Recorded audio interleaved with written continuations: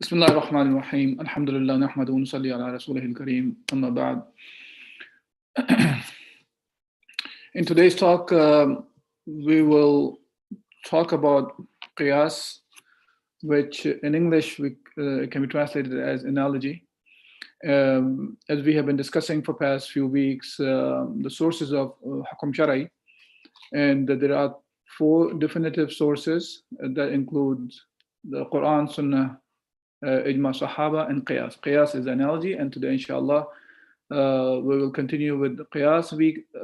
We touched a little bit last week, but inshallah, we'll start off from the definition of the Qiyas again. Okay, when it comes to the linguistic meaning of the Qiyas, it means estimation, measuring or asserting the length, weight or quality of something. This is why in Arabic language, the word miqyas is used for the scales as well. So linguistically, it just means measuring something. It could be the length, weight, or quality, or anything like that. When it comes to the juristic meaning, or how the fuqaha has defined qiyas, so majority of the ulama, they define qiyas as application to a new case on which the law is silent, meaning we don't find a ruling on the specific something new that has come up, but there is original case that has a reason given for the case, and that is common for both cases. And inshallah, I understand that just looking at the definition, it does not make much more sense. But when we go into more explanation, it will start making sense. When we say about the reason behind reason for that old hukm, it's called illah. Illah means a reason for a specific hukm. If that illah is common for the old issue, old case, and the new case, then we will be able to apply that specific ruling on the new case as well. And inshallah, we'll see in the coming slides how to apply that. Okay, now, when it comes to the meaning of the qiyas, as we just talked about the linguistic meaning and linguistic meaning and the Shar'i meaning, we can see in the Surah Al-Jumu'ah, Allah Azza wa Jal says, "Ya ayyuhalladhina amanu, idha nudiya li-salati min yawm al-jumu'ah, fas'aw ila dhikrillahi wa darul bay', dhalikum khayrun lakum in kuntum ta'lamun." Here in this ayah, Allah Azza wa Jal is telling us about Salatul Jumu'ah, and telling us that, O you who believe, when the call for the Salatul Jumu'ah, or the call for the prayer, is made on Friday, then proceed diligently, fasa'u ila dhikrillahi, to remember, for the remembrance of Allah subhanahu wa ta'ala, wa darul bay'a, and leave off your business. Now here, in this ayah, Allah Azza wa Jal, even though is only referring to al-bay', to be left, but the application of the qiyas here will lead us to understand that this thing also applies to anything else that can prevent a mukallaf, a person on whom the Salatul Jumu'ah is an obligation, on whom it will be an obligation for him to leave anything else that's preventing him for going to Salatul Jumu'ah. Of course, as I mentioned, a key word here, on whom the Salatul Jumu'ah is an obligation.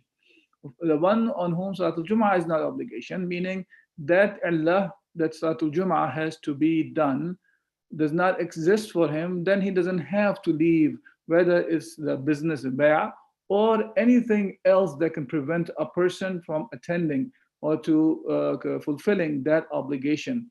Like, for example, in this case, the illah is Salatul Jumu'ah, and the thing that Allah subhanahu wa ta'ala has mentioned to be left is the business, is one of the things that's mentioned here. The rest of them, anything else that can prevent a person from going to Salatul Jumu'ah, that also becomes not allowed in these circumstances. So if a person is doing a business, of course, that's directly from the ayah. But if a person, he is, for example, studying in the school, or he is playing some sports, or he is he's just lying around, and he says, I'm not doing a business. No, anything you are involved in, you have to leave it, and you have to go for Salatul Jum'ah here in this case. So that will be the analogy that can be extracted. And inshallah, the more examples will be coming up, and I will be explaining more further.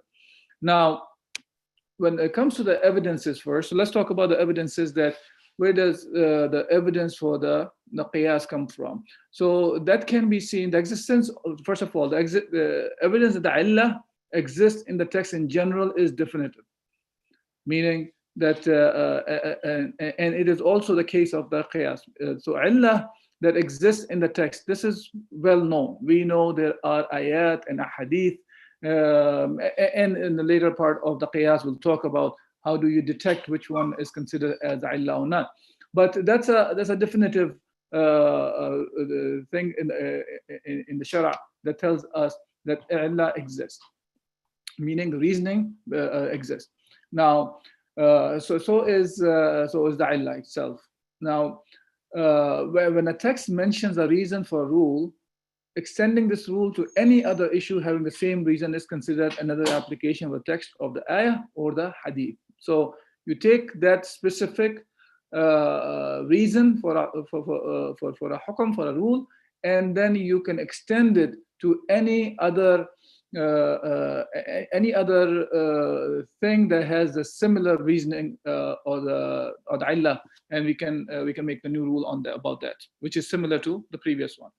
Now, like the hadith of Rasulullah sallallahu alaihi wasallam, this is one of the evidences that talks about that. The hadith says that in the morning of the 10th of Dhul Hajjah, a woman from Khatam came and said, Ya Rasulullah, inna faridatullahi fil hajji ala ibadi adarakt abi shaykhan kabira la yastati an yarkab fa hujja anhum. So the woman from a woman came to Rasulullah sallallahu alaihi wasallam, and she said, "O Rasulullah sallallahu alaihi wasallam, that Allah has commanded, the command of Allah has come to His slave to perform Hajj. But my father is old and he cannot ride. So may I perform the Hajj?" So Rasulullah sallallahu alaihi wasallam قال نعم فإنه لو كان على أبيك دين قضيته. Rasulullah sallallahu alaihi wasallam said that yes, because if your father owed a debt to you, would you pay it off? Meaning, the Rasulullah sallallahu alaihi wasallam is showing here a way of doing a qiyas. If you look at this blue area which is mentioned here, this is where the woman is asking a question about performing the Hajj. Now, Rasulullah sallallahu alaihi wasallam is comparing it with that if your father had a debt, would you pay it off? So he is showing that this is same as if you will perform the Hajj on his behalf, is similar as you pay the debt on his behalf. So Rasulullah sallallahu alaihi wasallam here himself is not he's not the one who is making a qiyas, and this is something I want to make sure that we understand. That Rasulullah sallallahu alaihi wasallam did not perform himself the qiyas, because he's not the one who performed qiyas, meaning when he is telling us something, that becomes part of the sunnah of Rasulullah sallallahu alaihi wasallam, because he is driven by the wahi from Allah subhanahu wa ta'ala. He is conveying whatever has been revealed to him. So from his behalf, when he's talking about the Hajj and comparing to do the Hajj on the behalf of your father, is actually part of the wahi now here. This is not the qiyas, but Rasulullah sallallahu alaihi wasallam is showing a process here that it is same as that you are paying the debt for your father. Okay. Now, another evidence is when Umar al-Khattab radiyallahu anh, he mentioned in one of the ahadith, and he says that I was in a good spirit one day and then kissed my wife when I was fasting.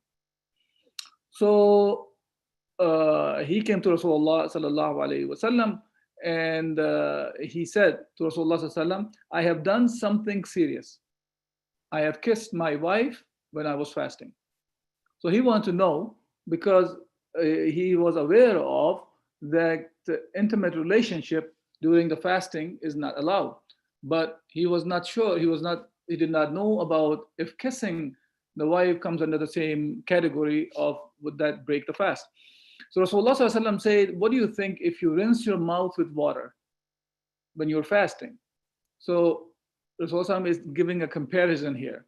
And Umar ibn Khattab said, I said, there is nothing wrong with this. Rasulullah said, then why are you worried? Meaning, this is a similar analogy Rasulullah I'm trying to show to him that when you rinse the mouth does not break your wudu. Same way when you kiss your wife, that does not break your fast. So this is a comparison that Rasulullah made, which is showing how to perform the qiyas. Again, what I'm saying is Rasulullah is showing how to perform the qiyas. He himself was not making the qiyas. Okay. Now, another evidence is, which is again based on the illah, and we understand the illah constitutes the common matter upon which the comparison takes place.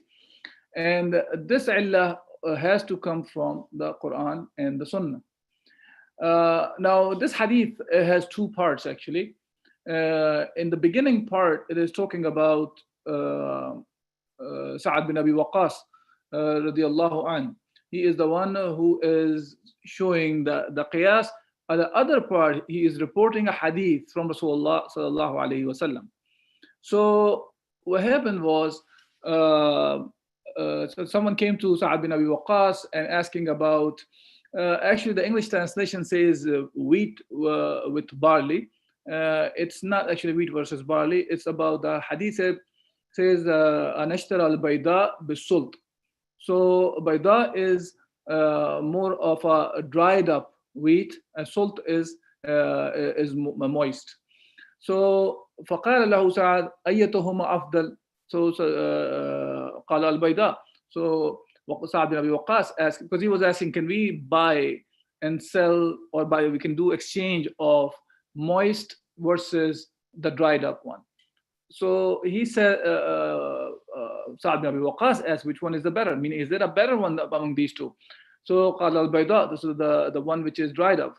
فنهاني عنه. So Sa'ad bin Abi Waqqas actually he forbid that.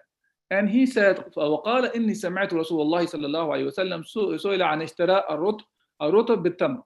So Rasulullah صلى الله عليه وسلم was asked regarding buying, and it's more of a buying by exchange of dried dates with the fresh dates. And Rasulullah صلى الله عليه وسلم asked the same thing, أينقص الرطب إذا يبس. So Rasulullah صلى الله عليه وسلم said, do fresh dates decrease in weight when they become dry? They said yes. قالوا نعم. فنهى عن ذلك, and Rasulullah صلى الله عليه وسلم prevented them, or he said forbid them to do so. Why? Because the other ruling regarding the 6 things cannot be exchanged, and dates cannot be exchanged with the other dates, or the ruling of the riba. And Rasulullah showed here like a kind of how to make that qiyas here, that because you are decreasing one of the product from the other while the genus of the product is same. So here it's saying is do fresh dates decrease in weight when they become dry. So Rasulullah says, so he told them not to do that, because this is the issue of this rule of extending the rule of riba to trading mature dates with dry dates, or the fresh dates with the dry dates. Okay. Now, another evidence regarding the qiyas is when a woman said to Rasulullah sallallahu alaihi wasallam, my father died owing a vow to fast. Should I fast for her? He said. So Rasulullah sallallahu alaihi wasallam, he said, أرأيت لو كان على أمك دين فقضيتِ. So Rasulullah sallallahu alaihi wasallam said, you see that if your mother had died in debt, would it not have been paid on her behalf? قالت نعم. So she said yes. فصومي عن أمك. So he Rasulullah said, then observe the fast on behalf of your mother. This hadith is reported by Muslim. So again, here Rasulullah is showing how he made the qiyas here, because the illah here is something has to be paid off on behalf of the mother. And if you pay off the fasting hand of the debt or the loan, then this is another debt that your mother owes, so you should pay that off also, which is a fasting, because she made a vow, she made another, that when if something happens, she will do something. So Allah said, then you do the same thing as you do for debts. And another hadith, a man from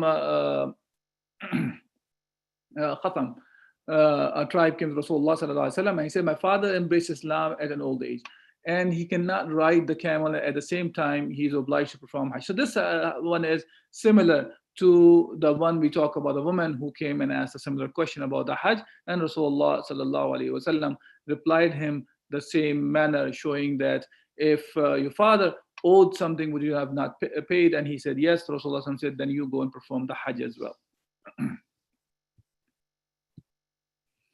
Now, a couple of examples. So, inshallah, that will clarify more how to make the qiyas and what is qiyas. An example, Umar bin Khattab he had a question, actually, Umar bin Khattab, how he applied the qiyas we're talking about. So he had some doubt regarding how to perform the ruling of the death penalty for a group that kills a person. Meaning, instead of one person kills a person, that seems like a simple case, that how to apply the ruling on a single person has killed a single person. So he had some questions, he had some doubts how to apply this ruling of, well, what should he do if group of people have killed one person? So Ali radiallahu anh, he actually asked him, oh, Amir al-Mu'mineen, if a group stole, would you cut their hands? And Umar's reply was yes. So look, even though it could be one thing that a group of people got together and stole, upon which Omar said that yes, then you will cut the hand of all the people who were involved in stealing. So Ali replied, this is the same. So Ali is showing him the qiyas here, how you make the qiyas, because he made the qiyas for death penalty of a group based on the penalty of a theft for the group. Meaning, if a group of people are killing one person, then that group, if they are involved in that, they will be also punished the same way as the cutting of the hand of a thief, if they are a group of people who are stealing something. Something to remember about the evidence for the qiyas is the Sharia text, which contains the illah. So it has to come from the Sharia text. And the presence of illah entails that we follow the rationale of the text, ma'qul nas of the kitab and sunnah, since the rationale is not from the mind but text itself. If the rationale of text extends to a new matter, then we are obliged to extend it. Otherwise, we would not have followed the text. So it has to be from following the text. We cannot just make up the illah from our own mind. Okay. Now, another example was, it is documented that the Sahaba used to do the qiyas in many instances. Abu Bakr Siddiq radiallahu an, he was giving the inheritance to the maternal mother and not to the paternal one. So and we're talking about maternal and paternal parents, if they are mothers, if they are alive. And of course, talking about paternal and maternal means the mother of the mother and mother of the father. Now, in that case, he was giving only to the mother of the mother.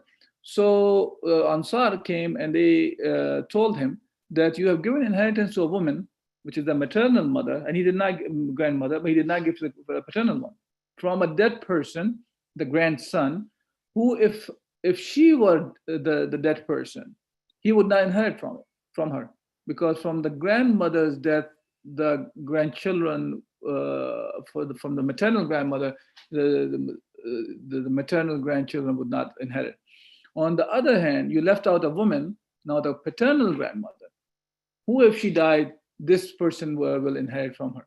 So he gave the 1/6 of the inheritance. Now, Abu Bakr Siddiq radiallahu anh, he was already making a qiyas regarding the maternal grandmother, but he left out the paternal grandmother. So when Ansar point them out that you are missing something here, that you can make the qiyas about the paternal grandmother as well. So Abu Bakr Siddiq, he went back and he changed the ruling of inheritance for the paternal grandmother as well. Now, how to what exactly is the process of the qiyas? So something is defined as usul al-fiqh when it serves as a source for new ahkam. This is what we have to understand. Whenever we say source in usul, what I mean by that is from that we can extract the rule. So qiyas is a source of rules, so we can extract the rulings from it. This is what we'll look into an example to show what is the process. So qiyas is a source because we can extract new ahkam from it, extended from the original rule to new realities. Okay, keeping in mind they have the shared illah, leads to a new ahkam for new realities, hence qiyas is source. Okay, now this is one of the ways we can appreciate the capacity of Islam to apply all times and places, as ahkam can be deduced for new realities and problems. Now qiyas is always built on the following four pillars. Number one is the old original matter, the asl. Then the new matter, whatever the far'i, new things is coming up. Third is the hukm. What is the hukm itself, the rule?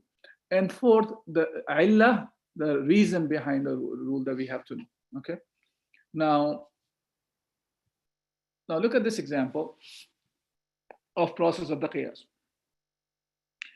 Here Allah Azza wa Jal is saying in Surah Al-Anfal, وَعَدُّ لَهُمْ مَا اسْتَطَعْتُم مِّن قُوَّةٍ وَمِن رِّبَاطِ الْخَيْلِ تُرْهِبُونَ بِهِ عَدُوَّ اللَّهِ وَعَدُوَّكُمْ.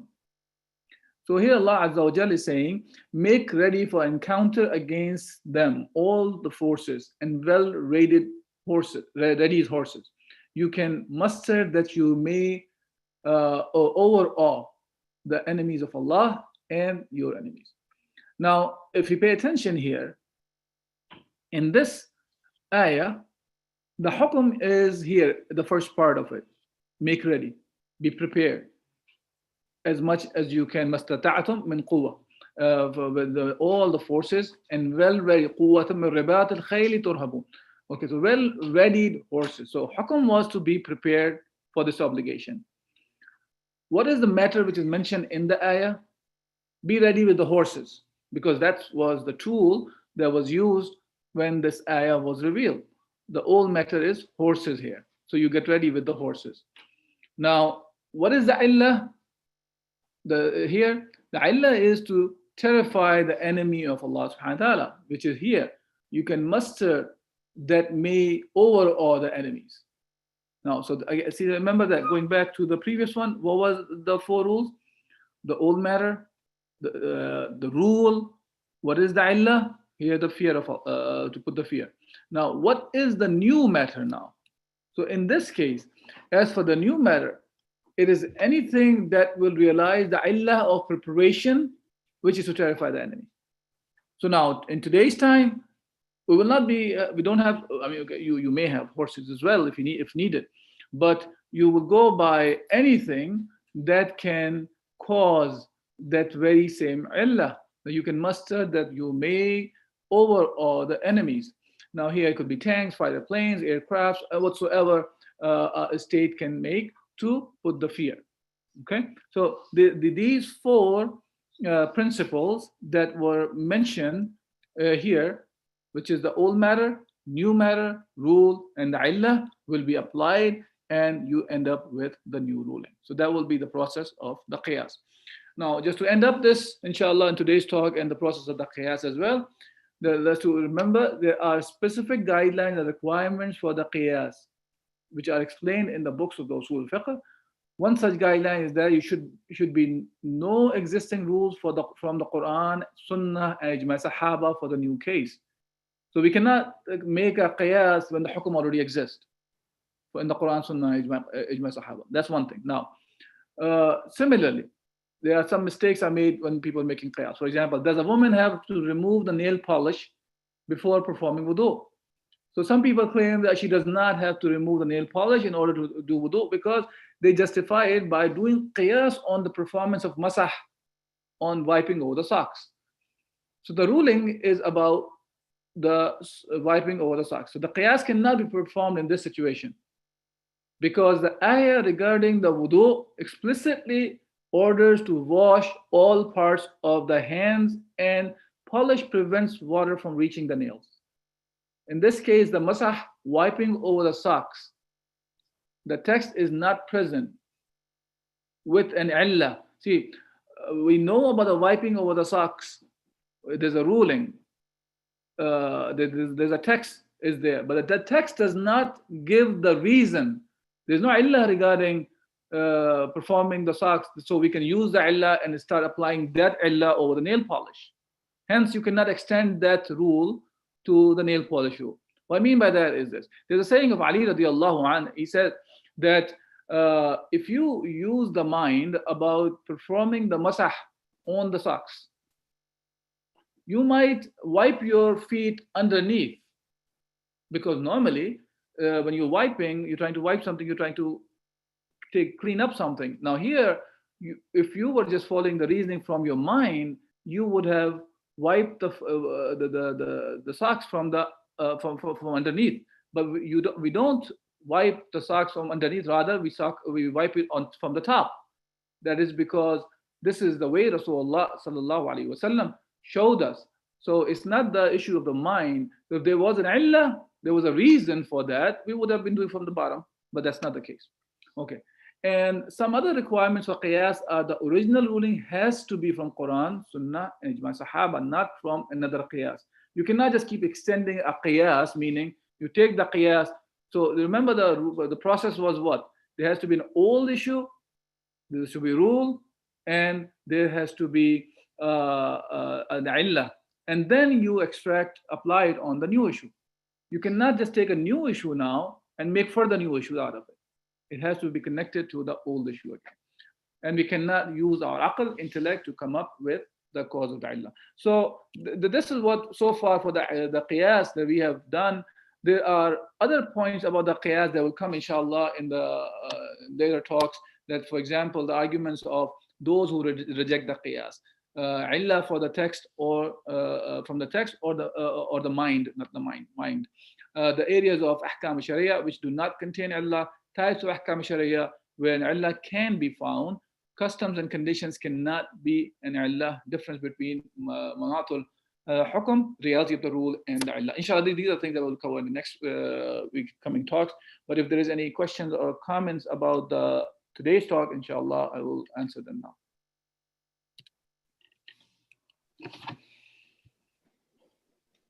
Go ahead, Faisal. There's a question. Yeah, he raised his hand. I don't know if it was purposed or mistake. Okay. Is it something written there? No, he had, yeah. Alaikum salam wa rahmatullahi wa barakatuh. So I've got a couple of questions. This is kind of a little bit confusing on my end. First of all, the reasoning to extract illah, or qiyas, is not explicitly mentioned anywhere. It's actually it's taken from the hadith that you has mentioned. Yeah. That you can do it. It's not explicitly mentioned anywhere. I know that, I mean, like, what we're going to do, kind of a situation. I mean, like, there is no other way but to take it. But there is no explicit. If you mean by explicit is the word qiyas is used explicitly, no. Issue is not the word qiyas itself. Issue is a process. The allowance of qiyas, that yes, you can use qiyas explicitly allowed by Rasulullah sallallahu alaihi wasallam. Mm-hmm. Because if it is not, and somebody rejects it, is he doing any haram? Yeah. So I think you asked this question also, and I said let's talk it later on, right? In the beginning of the talk, when we were discussing the four definitive sources. Look, you are right about that. This is, you don't find specifically like very explicitly saying the word qiyas is used in that specific term. The one even who is not using the qiyas does not mean that they are going outside of the Quran and Sunnah. They are still extracting the rules from the qiyas, Sunnah, Quran, Sunnah. They may not be calling that specific term as the qiyas. Okay, so they will be looking for other texts that can be applied on the new reality that they are looking for the rule. This is what you find the differences among the fuqaha. But they all agree on that you go back to the Quran and Sunnah. Okay. See, Quran and Sunnah is the right term to use, that we extract everything from Quran and Sunnah. The very same, and sometimes people will even take it to Quran, the Kitab Allah. The Kitab Allah is the one who tells us to follow the Sunnah of Rasulullah sallallahu alaihi wasallam. And from the Quran and Sunnah, we find that the Ijma' al-Sahaba is another source that can be used. And that from same Quran and Sunnah, that guides us that we can perform this process of Qiyas to extract new rules. This is why I specifically mentioned the process itself also, that how do you perform the process based on what Rasulullah sallallahu alaihi wasallam did. Rasulullah showed us how to, and I want to make sure that we, and I'm repeating one more time, that Rasulullah sallallahu alaihi wasallam did not perform the Qiyas himself, right? Because himself, he was guided by Allah subhanahu wa ta'ala. So that would be considered as whatever he is showing, that's part of the Sunnah. Okay? So, but he showed us, look, when you are kissing your wife when you're fasting, that does not break the fast, because this is same as somebody rinses his mouth with water while he's fasting. Or Rasulullah is saying, okay, if your mother had, she made the vow that she would fast and she died before she completed this fard, this is the dain on her neck. This is the debt on her neck. So somebody is showing the comparison. Look, would you not have paid the debt that your mother had on her neck, like a regular debt of money or wealth or whatsoever? And the response was, yes, Rasulullah. Okay, then fast as well, because that's another debt that she had to pay. You're taking care of your mother now here, or your father. In another example, the father in comparison with the Hajj. But again, there is a text here now. That text is showing us that how to perform the Qiyas. Does that make sense? Yeah, kind of understands it. Inshallah, we'll put this, by the way, the slides up also on the channel, so you can always take them down and read through them. And if it still does not clarify, we can again go back. And since it will go on for another 2 weeks or so, so hopefully the new material that will cover that will clarify more things as well, inshallah. Okay, Jazakallah khair. So was that the only question? Because you said you had a couple of questions. So the other question is, actually it's not a this slide that you are showing right now. Yeah. Hukm, old matter, yes, illa, and a new matter. So I always get confused, because there is so much room for error in this one. Do you see this one, or are you seeing the other one right now? You're seeing the process. This one. Because I mean, like the one with the ayah right now, right? Is that what you're seeing? Yeah, I mean, like for example, I mean, like how do we compare the two matters? I mean, the reality of two objects is similar. For example, I mean, like dates. Take dates. If taking dates as by weight or as by number is as riba, if I apply that on today's transaction of going to the car dealership, giving my car, old car, which has a lot of mileage in it, and getting a new car with some money reduced and still paying money. With that logic, isn't that become haram? No. And this is where the point comes in, right? So the rule regarding the riba is the hadith that actually talks about 6 things mentioned in there. So you cannot extend that to anything else. And that included the dates, actually. Okay, the hadith talks about dates as part of it, gold, silver, dates, I believe it was salt, barley or wheat. So there were 6 things that were mentioned. So you cannot, there is no reasoning mentioned actually regarding for being forbidden any of those things. Allah is not given about those things. Okay. Rasulullah sallallahu alaihi wasallam, the ayah, the hadith that I mentioned about the dates, actually the other ruling that talks about the riba is talking about dates, He is just applying on different kinds of dates now. The rutab and the tamar. Rutab is the dates which are fresh. Okay, and tamar is now referred to the dried up dates. So Rasulullah SAW was applying the rule of riba because there's illah which was present there, which is a decrease is happening, and it comes under the sixth of the things which mentioned in the hadith of Rasulullah SAW. Now, when it comes to the car example that you were talking about, this car is, I know what you're saying. You're talking about that trade, for example, that you make, right?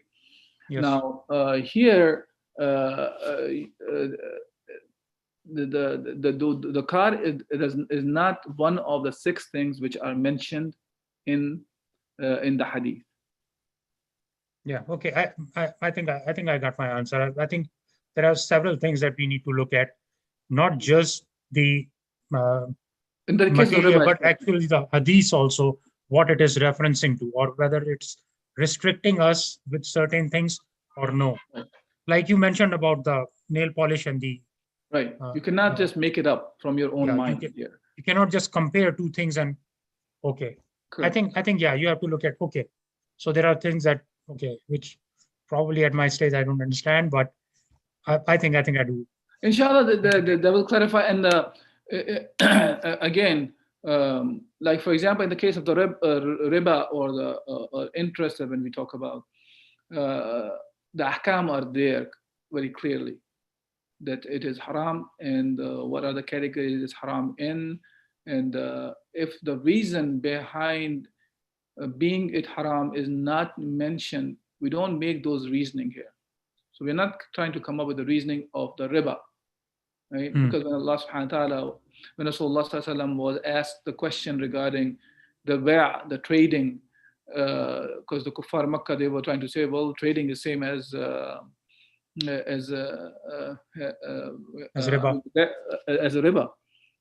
So if we can do trading, why can't we do the dealing with the riba? And the only thing Allah Azza wa Jal replied with was "Ahallallahu al-bay' wa haram riba," that bay', the trade is halal and riba is haram. Simple as that.